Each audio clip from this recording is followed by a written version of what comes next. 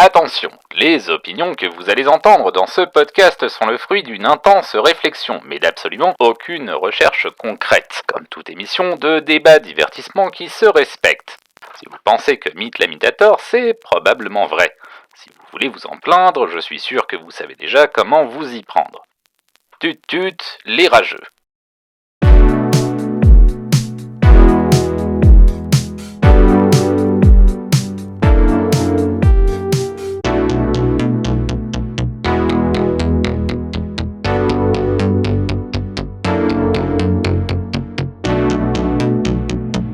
Salut tout le monde et bienvenue dans Hot Takes et Slow Burn, le podcast qui distille les cerveaux et rince les opinions. Je suis Mythe la Mythe, j'ai beaucoup de choses à dire, j'ai que ça à foutre et pour cette émission je suis rejoint à nouveau par Dame. Salut Dame. Salut, deuxième fois alors. Ça y est, on peut dire maintenant qu'on est on est proches. On est des aficionados, ça fera très plaisir à Paul.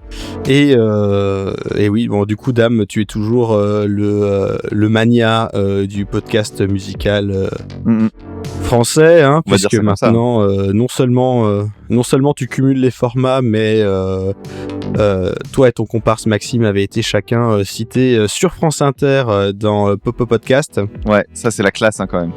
J'espérais secrètement que Maxime le soit jamais, tu sais, pour toujours avoir une espèce d'ascendant sur lui, mais j'ai été rattrapé. Bah écoute, du coup, on va transférer l'espoir en se disant que peut-être que à force de faire des podcasts avec toi, c'est moi qui vais me retrouver cité par Charline Roux. Ah mais on voilà, sait jamais. C'est ça, c'est stratégique. Malin. Ah bah tu sais, on fait ce qu'on peut avec les moyens du bord. Hein. Voilà, donc tu es toujours un grand amateur de musique, oui. d'intervalles, d'accords augmentés et autres power chords. Ouais, tout à fait. Et c'est pour ça que du coup tu m'as invité pour parler de pas du tout de musique cette fois-ci. Absolument. Même si je te garde en tête pour le super les 10 commandements battle que j'ai en tête sur la comédie musicale. T'aurais pu faire un super Guitar Hero battle. Là, je t'aurais suivi. Ah, j'ai un épisode où je parlerai de Guitar Hero, mais j'en parlerai d'une manière très inattendue, donc restez à l'écoute.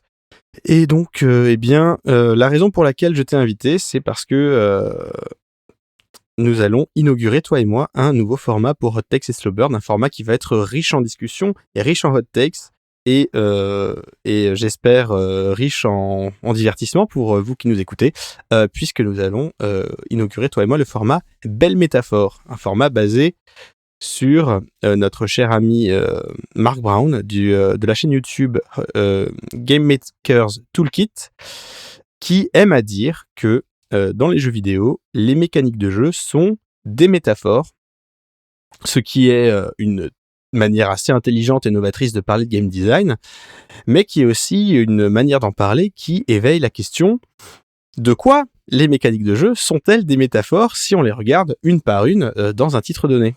Et je me suis dit que c'était vraiment l'occasion de flex nos muscles de petits rédacteurs de dissertation claqués au sol que tout le monde a plus ou moins été à un moment dans ses études, dans sa jeunesse. C'est les passés de terminale littéraire. C'est ça, sachant que personnellement j'ai fait un bac scientifique après avoir claqué la porte de mon cours de latin. Mais là n'est pas la question, puisque nous allons donc voilà. Il me semble que toi tu as plutôt fait des études littéraires. C'est ça. C'est pour ça moi les dissertations et gloser, parler, faire des logorées sur des sujets comme ça ad vitam aeternam, je sais faire. T'as vu, et même ad vitam aeternam, je fais même du latin comme notre président. Ça c'est pas beau ça? Et ça, bah écoute, j'espère que ce ne sera pas de simples billevesées et autres poudres de perlimpinpin, et qu'il y aura de la substance derrière. Pour inaugurer ce format, il y avait des jeux, quand je t'ai parlé du format, où tu t'es dit, ah oui, là, il y a de la métaphore, là, il y a de la viande sur l'os, là, on va pouvoir vraiment attaquer le sujet en dur. Du coup, ce que je te propose, c'est d'inaugurer en ouvrant avec un jeu de ton choix. Oui, tu as un choix, tu as une préférence parmi ceux que je t'ai proposés ou j'attaque? Attaque directement parce que soit je dirai tout de suite ce que j'en pense, soit je te demanderai éventuellement des précisions pour les jeux auxquels j'ai pas joué. D'accord. Alors en fait, moi j'ai réfléchi sur le problème en me disant, enfin, j'ai réfléchi, ça m'est venu assez spontanément, comme tu as dit, sur en quoi est-ce que des mécaniques de gameplay pouvaient être métaphoriques et illustrées par simplement le gameplay, ce que le jeu raconte. Et il y en a plusieurs qui me sont venus en tête. Alors j'en avais que une tout de suite, qui était parce qu'il n'y a pas grand-chose à dire, qui sont les jeux de baston Fight Night, des jeux de boxe. Je sais pas si tu vois Si, quels je sont vois. ces jeux. Voilà, et en fait, il y avait tout un truc avec le fait que les coups que tu mets, en fait, correspondent exactement au pattern que tu fais avec les mains, ce qui fait qu'en gros, c'est comme transférer sur un pad avec 2 bêtes joysticks les gestes que tu ferais dans la réalité. Que je trouvais ça assez rigolo. Mais bon, ça, c'est vraiment, il y a pas grand-chose à dire dessus, mais je trouve que c'était une mécanique intéressante. D'ailleurs, c'est ce qui m'avait plu dans le jeu à l'époque. Non, moi, celui qui me semble vraiment le plus évident de tous, c'est un jeu qui s'appelle Brothers: A Tales of Two Sons, Two Sons, qui est paru, si je dis pas de conneries, c'était sur Xbox 360, enfin la génération PS3, Xbox 360, tout ça. Moi, j'avais joué sur les jeux, c'était le Xbox Live Arcade, et qui est un jeu qui raconte une histoire de frères. Alors, je risque de spoiler comme un porc, donc on va prévenir tout de suite, mais c'est un jeu qui a une dizaine d'années maintenant. Oui, bah, ce sera pas le premier spoiler, ouais. Ouais, alors donc c'est un jeu qui a une dizaine d'années et qui raconte l'histoire de 2 frères, un grand frère et un petit frère, qui, bah, voilà, leur mère est morte, noyée, le papa est très malade et ils doivent se rendre à l'autre bout de leur petit univers pour aller chercher un je sais pas, un quelconque élixir de jouvence pour réparer le papa dans un grand arbre magique qui se trouve très loin. Et en fait, la particularité de ce jeu justement réside dans le gameplay, et elle va représenter la relation entre les personnages, et c'est vachement bien pensé. Puisqu'en fait, on va incarner les 2 personnages en même temps, et avec la manette, en fait, on va avoir une partie de notre corps qui va être dévolue au grand frère et une partie du corps qui va être dévolue au petit frère. Autrement dit, la main gauche va s'occuper du grand frère, la main droite va s'occuper du petit frère. Et ce qu'il y a de rigolo dans l'exercice, c'est que au début du jeu, comme on n'est pas habitué à ce genre de façon de procéder, ben on galère en fait, on s'en mêle les pinceaux, et on a 2 frères qui sont très différents et qui vont du coup devoir collaborer, et d'une certaine manière, le début du jeu, ça va être un moment où eux-mêmes, ils vont merdouiller, ils vont pas être très, très sûrs d'eux, et cetera, et ça correspond à ce que toi, tu es en train de faire. Tu es en train de galérer avec tes 2 joysticks pour faire ce qu'ils ont à faire, et progressivement dans le jeu, tu vas devenir meilleur, parce que, bah, tu vas avoir certaines actions qui vont être dévolues au côté gauche, des actions qui vont être dévolues au côté droit, et ça va évoluer comme ça. Et en fait, là où c'est malin, ça pourrait s'arrêter là et on se dirait: «Ouais, c'est déjà une mécanique plutôt maligne». Encore moi, je trouve ça intéressant, mais c'est peut-être pas ce sera peut-être pas ton avis d'ailleurs. Mais le truc que je trouve malin, c'est que dans l'évolution de l'histoire, il va y avoir un shift, c'est-à-dire que, passé un certain bon, quand on arrive dans la fin du jeu, le grand frère meurt et on se retrouve uniquement avec le petit frère. Sauf que le petit frère, il est côté droit, et en fait, c'est bête, mais dans le gameplay, il y a un truc, c'est qu'on est moins habitué à utiliser les déplacements avec la main, avec la partie droite de la main. Attends, que je oui, non, non, on arrive à se démerder avec la main droite. Sauf qu'en fait, le truc, c'est qu'on a tout un côté de notre corps qui, du coup, sert plus à rien. On tient la manette et on ne joue qu'avec une seule partie de la main. Il y a un côté comme si on était nous-mêmes amputés. Alors, et symboliquement, je trouvais que ça représentait, enfin, clairement, c'est volontaire, cette façon de faire, et je trouve ça hyper malin d'avoir procédé de cette manière-là, et ça va un petit peu plus loin encore parce que, il y a tout un truc dans le jeu, dans le fait que le petit frère, en fait, ne sait pas nager, et à chaque fois qu'ils doivent franchir des obstacles, dans lesquels ils doivent traverser des rivières, et cetera, c'est le frère qui prend le lead, et le grand frère et le petit frère se met sur le dos, et donc tu le diriges avec la main gauche forcément. Et arrivé à la fin du jeu, quand tu reviens dans ton village avec ton petit élixir, tu te retrouves face à un précipice enfin pas un précipice, mais l'eau est montée parce qu'il y a eu une inondation, je ne sais quoi, et tu dois avancer, et en fait ton joystick droit ne permet pas de le faire. Donc tu avances vers la mer et ton personnage n'avance pas. Et en fait, la seule façon de faire progresser ton personnage, c'est qu'à ce moment-là, alors que tu n'utilises plus depuis, je sais pas en combien de temps ça se joue d'ailleurs, je m'en souviens plus, mais ça fait un petit moment que tu joues plus avec ta main gauche, et à ce moment-là seulement, tu dois jouer avec ta main gauche, et en fait, ça représente un petit peu le courage, tu sais, le petit frère qui enfin se décide à reprendre le courage qu'avait le grand frère, et donc à ce moment-là, tu dois utiliser ta main gauche pour le faire avancer. Et tous ces trucs-là, je trouve que c'est une façon hyper maligne en fait de t'investir dans le jeu et de représenter parce que tu vois, c'est pas juste, ça se passe pas que sur l'écran, c'est toi même en tant que joueur qui ressent un petit peu les mêmes implications. Je trouve que c'est assez brillant. Ah, Voilà, c'était le premier exemple qui m'est venu. ah oui, ouais, c'est Je sais formidable. pas si tu le connaissais ce jeu. Alors, d'ailleurs. je le connaissais, mais j'y ai pas joué. Bon, après, je suis pas très sensible au spoiler, donc je pense que je lui laisserai sa chance quand même si l'occasion se présente. Écoute, c'est tellement beau. Moi, je trouve les mécaniques que tu présentes, ça m'a fait des guillis dans le ventre juste quand tu me l'as raconté. Donc, ça a l'air vraiment très chouette. Et effectivement, là, c'est vraiment. Et puis c'est pas un très gros jeu, hein, Oui, c'est le genre de jeu qui est pas forcément ça se ultra fait long. vite. Hein. Bah surtout que c'est aussi le genre de jeu où le gimmick de gameplay il est intelligent, il sert de support au jeu, mais il faut pas non plus outrepasser ce qui est acceptable en termes de durée de jeu. Est-ce que tu arrives à renouveler suffisamment le gameplay? Donc oui, c'est le genre de jeu qui est vraiment dans une expérience qui est assez courte pour que ça reste efficace, qu'il n'y ait pas de lassitude. Ouais. Et mais ouais, c'est vraiment une belle illustration de comment la mécanique de jeu, le lien entre ce que tu fais sur ta manette, ce qui se passe à l'écran, peut créer de la figure de style, peut créer de l'émotion, et c'est une des spécificités du médium. Hein. C'est des choses dont je parlais d'ailleurs dans l'épisode 2 de Hot Takes et Slow Burn sur les manettes, où j'évoquais non pas Brothers A Tale of Two Sons, mais Astral Chain, un jeu qui utilise aussi la mécanique d'avoir un personnage avec stick gauche, un personnage avec stick droit. Pas du tout le même genre, puisque c'est fait par les gens qui ont fait Bayonetta. Donc, en fait, tu joues à Bayonetta avec deux personnages en même temps. Hein. Mais il y avait aussi l'idée voilà, du lien qui est représenté par le fait d'avoir la même manette qui sert à contrôler les deux. Et donc, effectivement, on a vraiment l'illustration de ce que je voulais faire avec ce format. On a une bien belle métaphore pour le lien entre les frères et ce que ça crée dans l'expérience de joueur.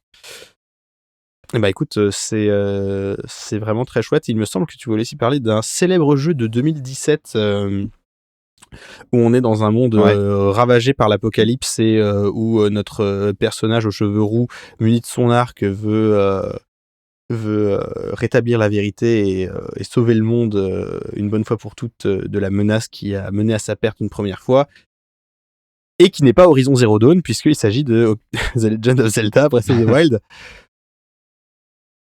C'est ça. Alors, c'est dans un autre registre pour la peine, parce que moi, si tu veux, je l'ai fait, ce Zelda-là. Alors moi, j'y ai joué sur Wii U. Oui, ça existait encore.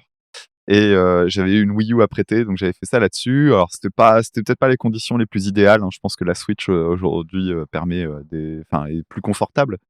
Mais moi, ce qui m'a frappé en fait en jouant à ce jeu, alors je l'ai beaucoup aimé comme tout le monde, mais je suis pas devenu un dingo de Breath of the Wild. Je sais qu'il y a des gens qui vont jouer 250 heures dessus. Moi, j'ai fait l'aventure principale en me promenant partout où je pouvais me promener, en essayant de faire plein de trucs. Mais je suis toujours fasciné en fait par tout ce que je n'ai pas vu. Et je pense que le gameplay, la façon d'aborder la manette et la construction du jeu ne cesse aujourd'hui sur Internet de montrer que en fait, faire l'histoire, ça correspond à jouer à peine 10% du jeu, à explorer à peine 10% des possibilités de ce qu'offre le jeu. Alors il y a beaucoup de gens qui mettent énormément d'intentionnalité là derrière. Tu sais, en disant: «Mais si, regardez, vous pouvez faire tel truc, vous pouvez hacker tel temple en faisant tel machin et tout». Je pense sincèrement que c'était pas l'idée de départ des gars qui l'ont fait. Je pense juste qu'ils se sont dit: «On va donner tout ce qu'on peut faire avec ce jeu, puis les gens se démerdent. S'ils veulent tricher, ils trichent». Et en fait, ce que je trouve marrant, c'est de voir à quel point, puisque le jeu, son principe, c'est la grosse révolution de Breath of the Wild, pour les personnes qui l'auraient pas fait par rapport aux anciens Zelda, c'est cette sensation de liberté colossale, gigantesque qu'on a en jouant au jeu, parce qu'il est pas du tout dirigiste. Et en fait, je trouve que là où le gameplay peut être une métaphore de ça, c'est qu'en fait, on nous donne absolument aucune piste de tout ce qu'il est possible de faire avec tout ce qu'on rencontre dans le jeu. C'est-à-dire que moi, je suis toujours fasciné de voir des gens qui s'amusent à friser un personnage, taper dessus avec une masse, monter dessus, partir dans l'espace avec toute berzingue, comme si le truc était une planche de surf qu'ils avaient envoyée, ensuite profiter de l'élan pour descendre, pour faire un truc en varap et compagnie. Et je me dis, mais moi, j'ai même pas pensé à faire ça. Tout ce que vous voyez, toutes les mécaniques que je vois devant moi, je les ai utilisées de façon séparée. Et là où je trouve le truc assez brillant, c'est justement de dire, bah ouais, c'est exactement comme quand tu commences le jeu et on te dit, tu peux aller là. Et puis, tu pourras faire ça. Et puis après, et en fait, le truc, c'est que toi, en tant que joueur, tu dis, ok, tout ça, c'est des codes que je connais. Et au plus tu joues, au plus tu te dis, ah mais en fait, je peux faire plus de trucs que ce que je voyais au départ. Et quand tu vois des gens qui vraiment ont poutré le jeu à mort, tu te dis, mais il y a encore plus de trucs encore que ce que j'imaginais. Et je me dis que ce jeu-là, il a cet intérêt-là, c'est de se dire, mais c'est, il a, et d'ailleurs, je pense que c'est comme ça qu'il a été perçu par beaucoup de monde. C'est qu'il a d'intérêt surtout quand il est hacké, en fait. Il est, quand on le manipule, qu'on le triture, qu'on fait tous les trucs qui n'étaient pas prévus, c'est là que le jeu trouve tout son intérêt. Et en fait, ce que je trouve marrant, c'est que du coup, le jeu montre un personnage qui a tout intérêt à être extrêmement curieux et compagnie, parce que le monde a été développé de cette façon-là. Et en fait, toi, en tant que joueur, t'as intérêt à être curieux, mais même avec juste ta manette et les mécaniques qu'on te propose. On te dit, bah voilà, t'as autant de mécaniques, fais toutes les combinaisons que tu peux avec et tu verras, tu vas te marrer. Et moi, je trouve que c'est assez fascinant, en fait, d'avoir réussi à faire un truc comme ça. Ah oui, oui, tout à fait. Donc bon, moi je fais partie des gens qui sont des putains d'animaux et qui ont fait 250 heures sur le jeu plusieurs fois. Ah ouais. Ouais, non, j'étais Ah la vache. j'étais vraiment à fond sur ce Zelda.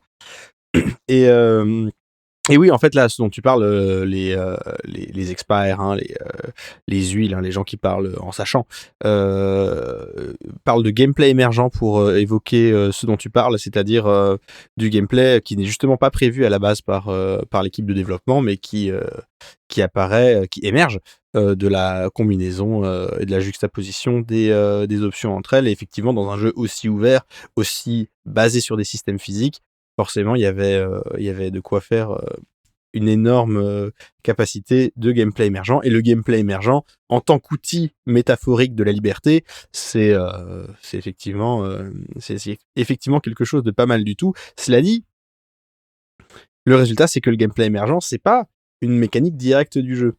Donc, même si on retombe sur nos pieds vis-à-vis de la métaphore dans le jeu vidéo avec ça, je pense qu'il y a d'autres aspects qu'on peut explorer dans Breath of the Wild, notamment deux mécaniques dont on va pouvoir parler. La première mécanique de jeu dont j'aimerais parler, c'est celle qui va être un peu plus consensuelle, et l'autre qui va un peu plus agacer, je pense, parce que c'est celle qui a beaucoup divisé à propos de Breath of the Wild. Donc la première dont je veux parler, c'est... des armes. On va parler des armes, mais pas tout de suite. On va d'abord parler de l'escalade. Parce que Breath of the Wild, c'est un jeu qui a une particularité, c'est que on peut tout escalader. Link a une petite jauge d'endurance qu'on peut choisir ou pas d'augmenter en fonction de si on récupère ou pas les bons objets pour augmenter son endurance. Et tout Hyrule, tout le royaume est le terrain de jeu de Link. Il peut tout escalader, et si on a suffisamment d'endurance et qu'on sait suffisamment s'y prendre avec les mécaniques d'escalade, tout ce qu'on voit, on peut poser le pied dessus ou poser la main dessus. Ce qui est vraiment une très belle promesse, et que Nintendo a réussi à tenir avec ce jeu. Donc ça, c'est vraiment... ça donne vraiment un truc en plus extraordinaire et très difficile à rattraper pour le reste de la concurrence. Hein. Je parlais de Horizon Zero Dawn. Horizon Zero Dawn, j'y ai joué après Breath of the Wild, et je passais mon temps à vouloir escalader les montagnes, et c'était très frustrant de pas pouvoir le faire.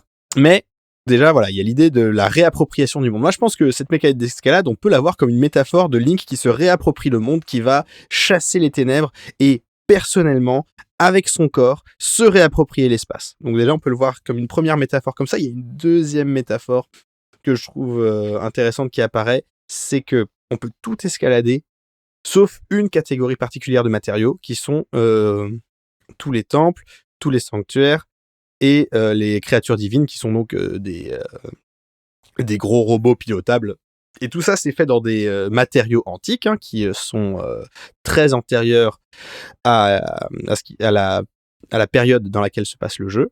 Et ça, Link n'est pas capable de l'escalader. Et sachant que Link est vraiment en position de domination spatiale de son environnement dans tout le reste du jeu, on peut finalement voir cette opposition, cette dichotomie comme le caractère parfaitement étranger, parfaitement aliénant de cette technologie antique, inaccessible finalement de manière profonde à Link. D'ailleurs, pour fabriquer des armures antiques, des armes antiques, il a besoin de l'aide de ses camarades Sheikah pour pouvoir les fabriquer. Il n'y a pas accès tel quel. Les gardiens, qui sont des machines antiques anciennes qui se sont retournées contre Hyrule, ce sont les ennemis les plus puissants du jeu, et il faut une maîtrise très très pointue des mécaniques de jeu pour avoir une chance contre eux, sinon on se fait dézinguer. Et donc je pense que le fait que Link soit pas capable d'escalader ces matériaux-là, on a vraiment une représentation du fossé total, aussi bien matériel que technologique que philosophique, entre Link et ces technologies antiques, à plus forte raison que Link, c'est le détenteur de la Triforce du courage qui a la capacité de vaincre les ténèbres, détenu par la Triforce de la force de Ganondorf, et lui n'est pas corrompu par le mal, alors que les machines antiques ont été corrompues par Ganondorf. Et je pense que c'est encore plus une illustration de cette dichotomie, représentée par le fait que Link ne peut pas escalader ces matériaux-là. Eh ben, Ah bah, écoute, je t'avais dit qu'on irait loin, hein. non, mais c'est intéressant. Et puis, tu vois, c'est marrant. L'escalade, moi, à terme, à force de voir des trucs de jeu où les gens arrivent à outrepasser l'escalade avec des espèces de projections, j'ai fini par oublier que dans le jeu, effectivement, on escaladait énormément. Et or, c'était la première des capacités physiques du personnage que je développais, moi. Moi, le premier truc que je pouvais faire, enfin, tu sais, moi, je fais partie de ces gens qui farment beaucoup pour après se libérer des contraintes et avancer. Et du coup, moi, j'ai fait, effectivement, je me souviens dans le jeu, avoir passé beaucoup de temps à faire augmenter cette foutue jauge d'endurance, parce que c'est celle qui me permettait juste de jouer sans ressentir la contrainte. Ouais, moi aussi. Et ouais, j'avais oublié ces surfaces non escaladables, pardon. Et donc voilà, on a une première, pour moi, une première mécanique qui peut être une puissante métaphore des thèmes abordés dans le jeu. La deuxième mécanique dont on va parler, évidemment, ce sont les armes qui ont leur propre endurance, leur propre fragilité, leur propre capacité à se briser, avec une petite particularité dans Breath of the Wild, c'est que contrairement à d'autres jeux où les armes peuvent se casser, c'est que dans un premier temps, on ne peut pas réparer les armes. On est obligé de les trouver sur les corps de ses ennemis. Et dans ce second temps, c'est vraiment inexorable. À part l'épée de légende, aucune arme ne pourra revenir telle qu'elle était une fois qu'elle a été brisée. Et on ne peut pas l'empêcher de se briser. Et ça, on peut voir ça comme une métaphore justement de l'inévitabilité du destin, puisque Link est le héros du destin qui est là pour empêcher Ganondorf de dominer Hyrule. Destin qui a été contrarié par le fait qu'il a été enfermé dans cette cellule de stase pendant 100 ans pour régénérer son corps. Et donc on a cette opposition entre le corps de Link qui s'est régénéré très lentement en 100 ans et ses armes qui disparaissent en poussière au bout de quelques dizaines d'utilisations contre des ennemis, qui va représenter voilà ce destin qui attend Link et qu'il ne faut pas qu'il habite le passé et qu'il aille vers l'avant, qu'il aille vers son destin, qu'il avance vers son destin à tel point que seule l'arme du destin, l'épée de légende, est celle qui est capable à la fois de repousser les ténèbres mais aussi de lui revenir une fois qu'elle a été usée. Et donc, voilà, on a le destin de Link et le fait de ne pas s'appesantir sur le passé qui apparaissent dans cette mécanique d'armes fragiles, qui en a enragé plus d'un. Moi, je sais pas ce que t'en penses. C'est difficile à encaisser au début. Hein. Au début du jeu, c'est compliqué. Hein. À te battre avec des bâtons toutes les 5 minutes, c'est chiant. Mais à terme, ça a fini par avoir du sens. Hein. Bah oui, et surtout... ça permet de pas se marier avec une arme et d'essayer tous les différents gameplays d'armes. Et puis, si tu fais pas n'importe quoi, t'es jamais à court. Donc, il y a pas de peur de la pénurie qui pourrait. Ouais, c'est clair. Puis tu finis par avoir un stock. Ouais, tu sais plus quoi en faire. Par contre, moi, je me souviens que la façon que j'avais de jouer, c'est que je finissais par ne pas utiliser énormément de mon inventaire pour autre chose que ça, pour justement jamais se retrouver à court. Donc dès que tu avais une bonne arme, pouf, tu mettais en ton inventaire. Et du coup, le reste de l'inventaire, je m'en servais pas. Ce qui fait que quand je regardais les gens qui qui ont exploré toutes les recettes, les Mm. trucs et les machins. En fait, moi, j'en avais rien à foutre. Et je traçais ma route en me disant, moi, ce qu'il me faut, c'est de quoi survivre dans cet environnement. Et puis voilà. Par contre, tu vois, sur les armes, je pense aussi que, alors, moins à la fin du jeu, je trouve qu'à partir du moment où tu te retrouves sur des armes plus robustes, ça a peut-être un peu moins de sens. Disons que dans le fonctionnement du gameplay, ça aurait été illogique de se retrouver avec des armes qui sont complètement imbrisables. Mm. Même si ce mot-là existe sans doute pas d'ailleurs. Mais tu vois, au début du jeu, tu te bats avec des bâtons, c'est pas illogique que ça pète à un moment donné où tu les brûles, bah du coup, bah oui, il y a plus de bâtons parce que tu l'as brûlé. Ça avait du sens, bien que les bâtons se brûlaient déjà d'ailleurs dans Ocarina of Time C'est vrai. quand on les utilisait. Mais on pouvait les ranger dans son dos. Dès qu'on voyait que ça commençait à se... on le rangeait et on l'avait pas perdu. Tout à fait. Si vous rejouez à Ocarina of Time aujourd'hui en 2021 et que vous avez joué à Breath of the Wild entre-temps, vous allez voir qu'il y a beaucoup de briques élémentaires qui ont servi à faire Breath of the Wild qui apparaissent déjà dans Ocarina of Time. Mhm. Et en fait, ce que je vois, c'est que il y a un truc intéressant aussi, c'est que si tu veux, dans le genre métaphore de littéraire, il y a tout un truc à voir aussi sur la fragilité, c'est tout. Juste le fait que t'as un personnage dont tu sais que, en plus, avec l'héritage de ce jeu, ton personnage, c'est un héros. Généralement, il commence, pour certains des jeux, il commence enfant, il devient adulte, etc. Puis ça va devenir le héros, mais au départ, c'est un bonhomme qu'on réveille dans sa forêt. C'est toujours C'est vrai. le même déroulé finalement. Et en fait, tu finis par t'habituer à avoir un personnage de jeu vidéo qui va gagner. Il va juste affronter le mal absolu, mais il va gagner. Et en fait, les armes, d'une certaine manière, ça peut être aussi un truc qui te rappelle que non, enfin, dans cet univers, tu as une forme de fragilité qui peut se symboliser aussi de cette manière-là. C'est que même l'arme la plus forte que tu as, elle va finir par se briser. Tu vas en plus de ça, généralement, ça se brise dans des moments bien chiants. Genre Toujours dans au les pire moment. temples, quand tu te retrouves contre les gardiens à la con là, et tu te dis, oh là, je vais mettre 3 coups et j'espère que ça va tenir jusqu'au 3e. Et en fait, non. Et voilà, il y a tout un truc là-dessus qui fait que je trouve que c'est plutôt malin. Oui, j'étais pas fâché contre la Mais mécanique. j'ai pas pensé ça au début. Hein. Oui, bah, Au début, ça m'a bien fait chier comme tout le au monde. début ça fait chier, mais ouais, je pense que c'est une exagération de tenir ça en rigueur au jeu. Je comprends d'où vient ce sentiment, mais je pense que ça fait plus de bien que de mal à l'expérience de jeu au global, si on prend un peu de recul. Tout à fait. Là, tu sais à quoi ça me fait penser. Moi, je suis quelqu'un qui, effectivement, dans les jeux, alors je joue plus à des jeux de tir, etc. Mais quand je le faisais de temps en temps, j'ai jamais été un gros fan de ce genre de truc. Mais je me souviens que les jeux que j'appréciais dans ce genre de registre, ce qui me faisait changer ma façon de jouer, je pense notamment au Splinter Cell, c'était quand les succès t'obligeaient à revoir ton gameplay. Quand tu te retrouvais avec, tu vois, moi je suis du genre monomaniaque, je vais finir par trouver un objet qui va Ouais, je vois. me servir pendant tout le jeu, même si c'est une arme pourrie du début, si c'est celle qui me convient, c'est celle que je vais garder jusqu'au bout.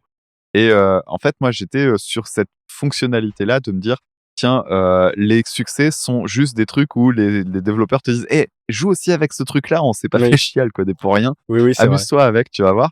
Et en fait, là, d'une certaine manière, ils ont peut-être fait ça aussi pour justement aussi, encore, je reviens au truc du début, favoriser ta curiosité à dire, bah non, mais le boomerang, c'est bien cool que t'aies trouvé super le boomerang, mais vas-y, prends ce truc-là aussi, tu vas voir, ce sera marrant. Donc, d'une certaine manière, on finit par retomber sur nos pas. Ouais, Sur nos pattes. c'est vrai qu'on revient sur la curiosité qui est probablement la qualité la plus importante pour pouvoir profiter pleinement de Breath of the Wild. Il nous reste un tout petit peu de temps, Dame. Est-ce qu'il y avait un troisième jeu dont tu voulais nous parler et qui tiendrait en quelques minutes? Non, bah non, c'était celui sur la box. Si vous avez Ah envie oui. de mettre des pains, c'est rigolo. D'accord. Et mais vraiment, hein, pour la peine, moi j'ai d'excellents souvenirs de ce jeu-là. Et quand tu regardes la façon dont se gère l'espace sur la manette et ce qui se passe à l'écran, c'est vraiment un truc super malin. Et moi, je crois que c'est le seul jeu de baston. Enfin, moi, tu vois, je suis plus jeu de casse-tête et d'énigmes et ce genre de trucs. Donc, pour me faire aimer un jeu de baston, faut y aller. Ouais, je vois. Et celui-là, enfin, c'est toute une saga, hein, mais j'en ai fait 2 et je les avais fait à fond parce que justement, je trouvais que l'implication dans ce qui se passait à l'écran était beaucoup moins conne que juste mettre des pains. Et il y avait tout un côté stratégique que tu ressentais parce que, bah oui, du coup, il y avait tout un truc d'anticipation, etc., mais que tu ressentais dans ta façon de jouer. Ce qui fait que quand tu prenais des tartes dans la gueule, c'est que tu avais fait une connerie. C'est que c'était toi qui avais mal géré le truc, exactement comme sur un ring, tu prends un pain parce que tu as baissé ta garde. Et là, ça se symbolisait de la même manière. Ouais, je vois. Ok, bah écoute, parfait. Dans ce cas-là, on va s'arrêter là pour cette émission. Je vous rappelle que Hot Takes et Slow Burn est un podcast studio Carton C. N'hésitez pas à aller écouter Pragmastic, le podcast qui vous parle d'expérience de jeu. Je tenais à remercier Paul pour le montage, remercier Vincent pour la voix au début de l'épisode, remercier Simon pour Merci, la musique au début de la musique du générique. Retrouvez Simon et sa chaîne YouTube dans la description de l'épisode. Et puis bien évidemment, merci à vous de nous écouter. Mettez-vous plein d'étoiles sur les plateformes de podcast, ça fait plaisir. Et merci à toi Dame d'être revenu pour discuter et raconter des bêtises sur les jeux vidéo. Cette fois-ci en plus en parlant de manière grandiloquente de concepts pompeux. C'était formidable. Très bien, merci de m'avoir invité de nouveau. Ok, et écoutez, on se revoit dans 2 semaines et d'ici là je suis toujours Mythe et continuez d'ouvrir votre esprit en jouant à des jeux vidéo. Allez, salut tout le monde. À bientôt, ciao.